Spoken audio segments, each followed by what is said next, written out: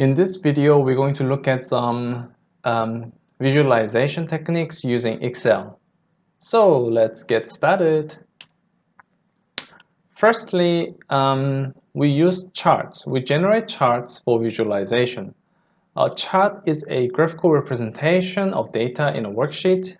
Basically, it summarizes the data in visual form, just like some of the examples that I've shown you in when I was explaining the CAV in earlier videos.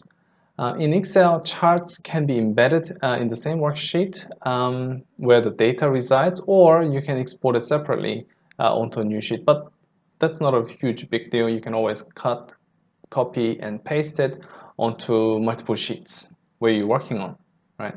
So in this particular one, we're going to look at a few examples of charts. First one is the histogram, then we'll look at the line chart, scatter charts, and 3D plots to see how they visually differ using different types of data sets that we have. Okay. So the first one is histograms. Histograms are probably one of the most widely used to evaluate data sets, especially when they are collected form of a same type. For example, exam marks, or in this instance, the heights of people, age. There's a lot of different types that you can collect together of the same type, and then use the histogram to figure out what is the spread of such data collection among the samples that we collected them from. Okay, so you should have access to the example Excel file that we have. It's called lecture 2b, visualize Excel. Okay, and in the height tab is where we're going to test with our histogram.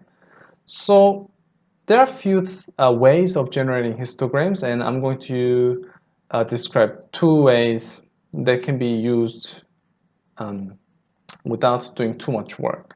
So firstly, we have to create a bin. Basically, these are the date ranges. That we want to fit our raw data into. So I'm going to start from 145. 150, 155, and at this stage I should have sufficient data to just drag and slide it down onto, let's go up to 220 as the example that we have. Okay, so now we have created what we call bins. Okay, right, and what we're going to do is, the first technique is to use the analysis tool pack. Basically, you can find this in data,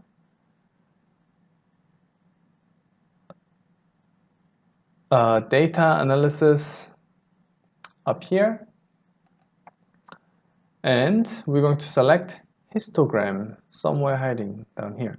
Now, if you don't have this data analysis pack, what you need to do is go to File, Options, and then find this add-in. You go there, okay, and you go to Manage, Excel add-in, go, and this one should be ticked up here. So if it's not ticked there, just tick there, and that should install the analysis tool pack that you need. Okay. So once we have this, we just go here, data analysis, select histogram, okay, and all you have to do here is just select data range and bin range as required here. So input range is all of my heights, okay.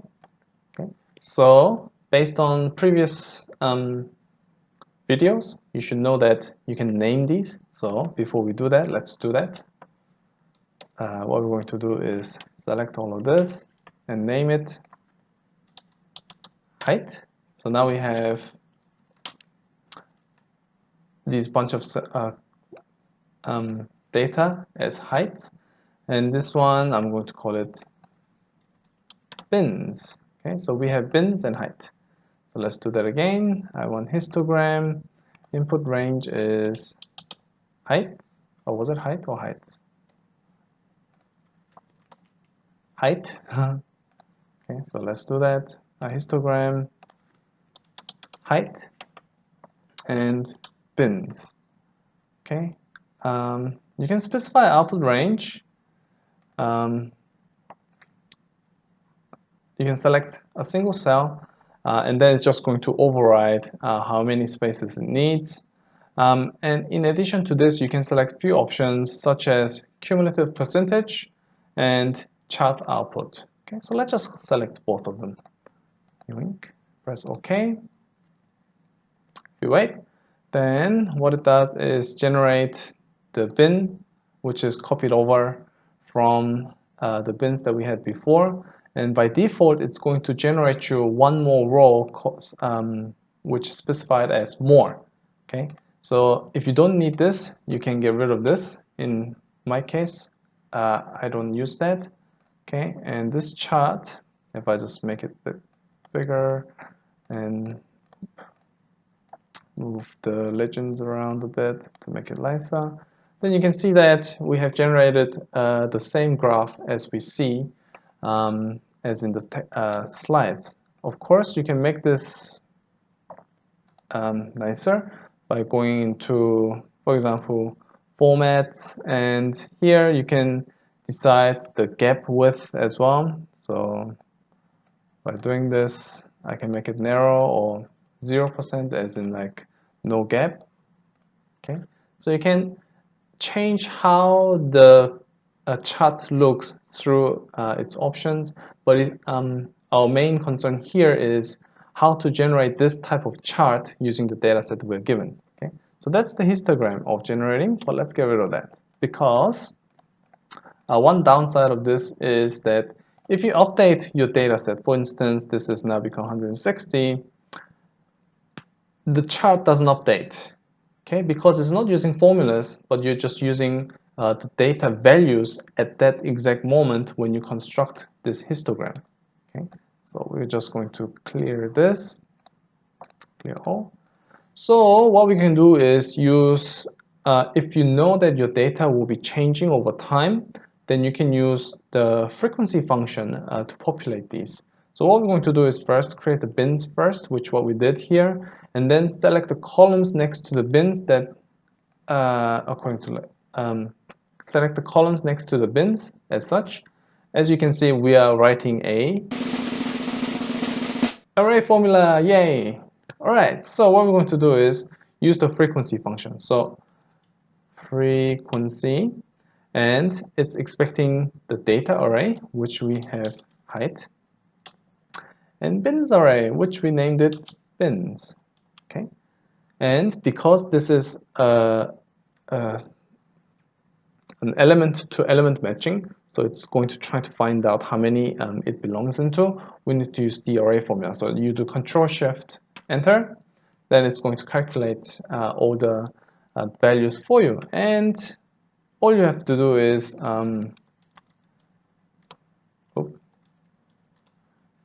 select the cells that you want to create a chart, go to Insert, Charts, all charts, and then they have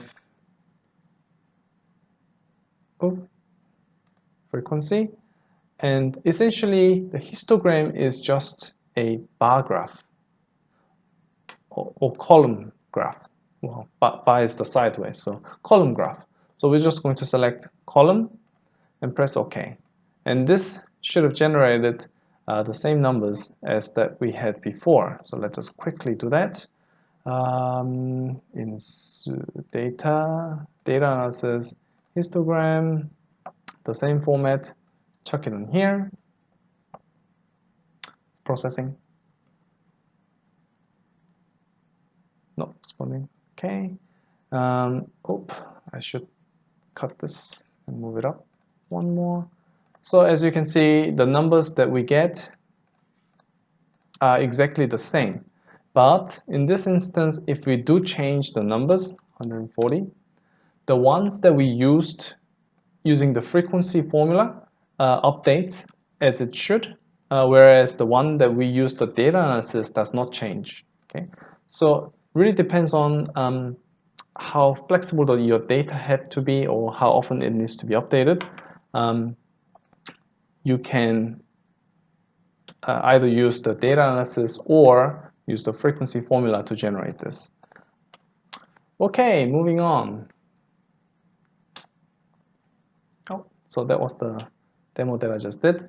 So next one is line graphs. So you probably used line graphs before. Basically, you plot the data onto the chart X and Y axes and then just join them together. And that's essentially a line graph, right?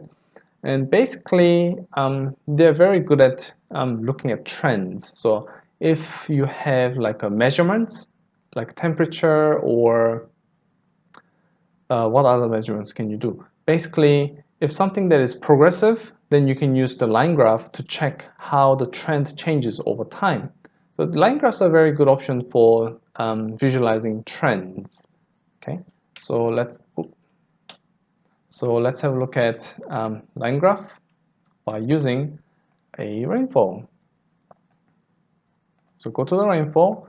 We have a bunch of data here.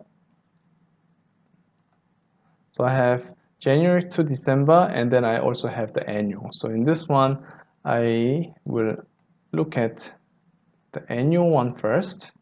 Insert a line graph. Okay. And Excel allows you to quickly see what the trend is like. So I haven't specified the year, so let's do that. Here, select data, and here I need to add the horizontal axis label. Okay, so I go edit, and data range will be the ones that I selected here. That, okay. Okay, so you can see that now the x-axis has updated with the years, and both the columns will be highlighted where the data ranges come from. So you can easily see whether you're using the correct data range or not. You can easily see the trend. Basically, it's quite linear, quite steady, the rainfall over the years. So I guess it's not going down, but to understand this better, what you can do is add a regression. So you can add a prediction line to check whether what you see is reasonably accurate. So what we do is we're going to go to add elements in design, and there's a trend line that we can add. Okay, so either linear, exponential, linear forecast, or moving average, all of those can be added. In this instance, let's have a look at the linear one. And when we do this, if you double click the line or more options, it will show you about what kind of options that you can use. Okay, so there's a bunch of default settings, automatics or custom. Basically, then you can look at displaying the equation on the chart as well as displaying the R-squared value. So let's select both of them and close this. And for this example, it's showing us a negative trend. So what this linear trend line is telling us that it is actually decreasing over the years.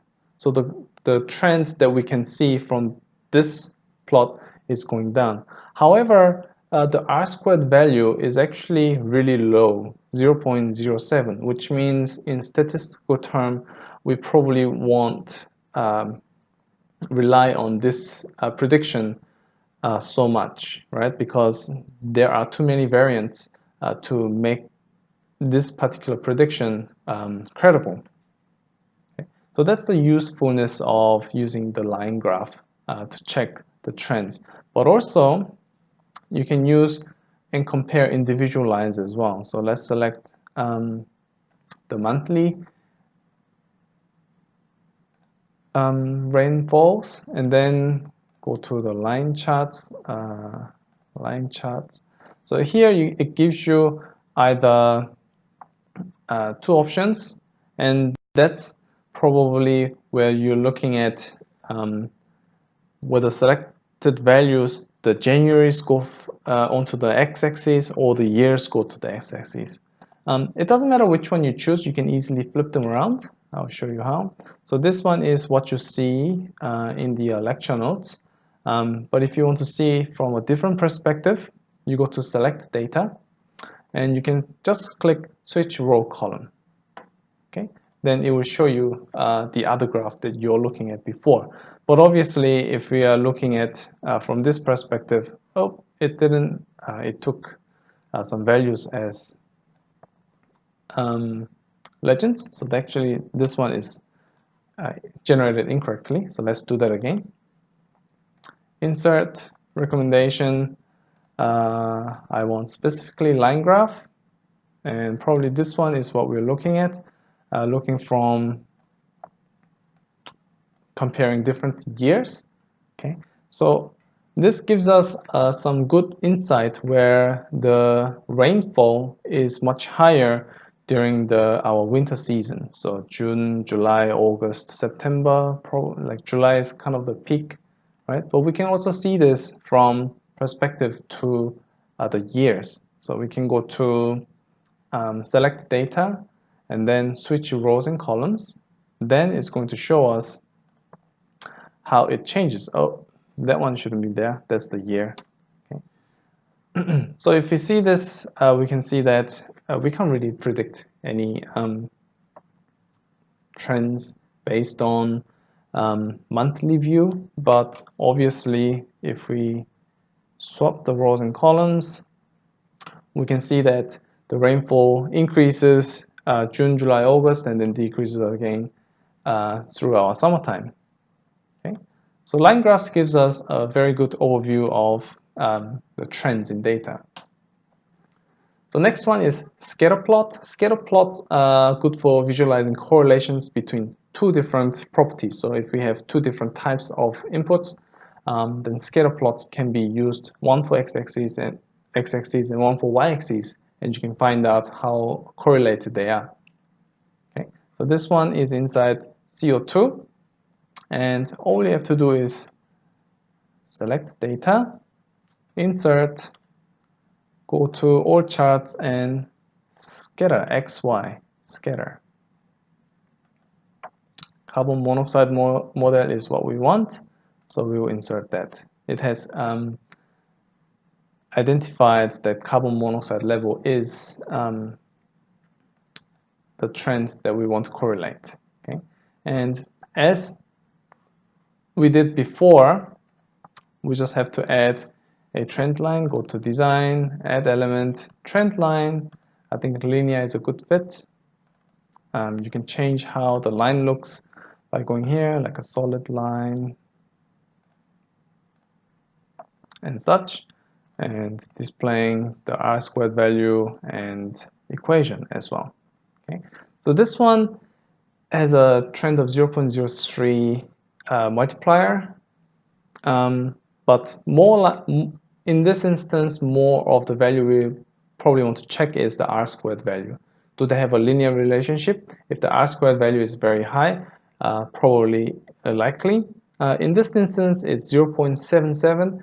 It's reasonably high, but not particularly at a value that we will accept that as linearly correlated. Okay, but we can kind of see that it's going up linearly as anticipated, where if you have a high traffic volume, then the carbon monoxide level increases. Okay, so that was the demo. It's quite similar to the line graph, but scatter plots are very useful for finding out correlations.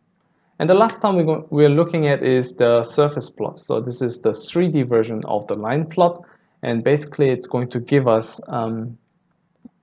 like graphing functions of two variables, visualizing optima or points of stability, etc. Okay, so a couple of demos we have here is inside this formula tab, the formula sheet, And basically what you want to do is select the data, insert, go to the charts, and then there is the 3D one. If I can just find it. Here it is, surface. Okay, so what we want to do is click surface, and it's going to generate us the surface chart that we wanted to see. Depending on what the surface looked like, you might want to change the way it's viewed.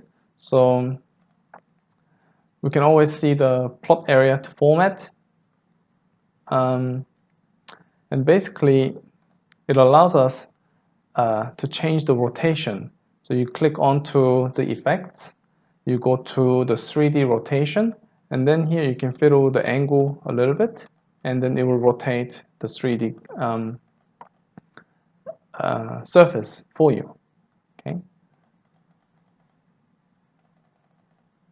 So this way you can find out the best angle to present your 3D surface to the viewers. Obviously, for example, if I have 0 degrees X rotation and 0 degrees perspective with 0 degrees Y, I don't really get that 3D view, how the trend looks like, and this can also hide some of the important surface that we might miss out.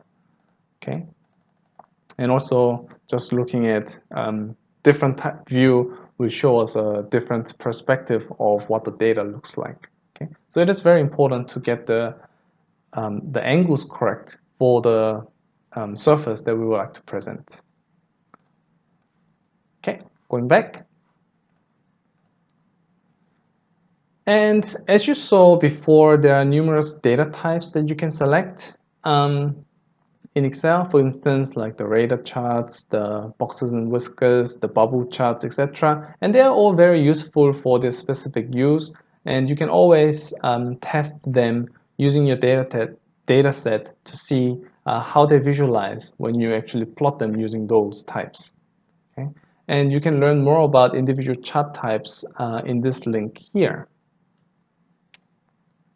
So the best practice that you can do with charts is to think critically about what data you are trying to visualize and what chart is best suited for the purpose. You want to use most suitable chart to visualize your data, otherwise it will be difficult to catch the trend that you're trying to find from your data set.